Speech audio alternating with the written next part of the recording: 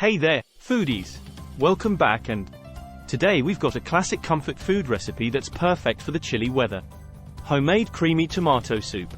Trust me, once you try this recipe, you'll never go back to the canned stuff. So, let's dive right in. Before we get started, make sure you hit that subscribe button and ring the notification bell so you never miss out on our delicious recipes. Now, let's check out the ingredients.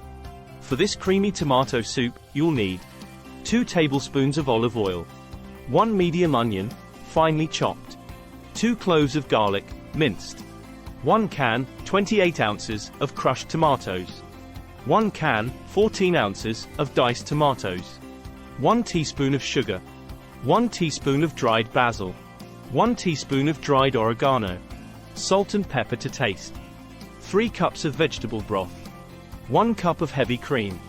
Now, let's get cooking. In a large pot over medium heat, add 2 tablespoons of olive oil. Once the oil is hot, toss in the finely chopped onions and sauté until they become translucent. Next, add in the minced garlic and sauté for another 30 seconds until it becomes aromatic. Now, it's time to add in our star ingredient, the tomatoes. Pour in both the crushed tomatoes and the diced tomatoes. To balance out the acidity of the tomatoes, we'll add a teaspoon of sugar. Then, season it up with dried basil, dried oregano, salt, and pepper. Give it a good stir and let it simmer for about 10 minutes to let all those flavors meld together. Once it's simmered, pour in the vegetable broth. Bring it back to a simmer and let it cook for another 10 minutes. Now, the secret to that creamy texture. Heavy cream. Pour in 1 cup of heavy cream and stir until it's well combined. Let it simmer for an additional 5 minutes. And your homemade creamy tomato soup is ready to be served. Look at that velvety goodness.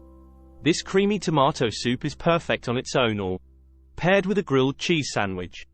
And there you have it, folks. A simple and delicious homemade creamy tomato soup that's sure to warm you up. If you enjoyed this recipe, don't forget to give it a thumbs up.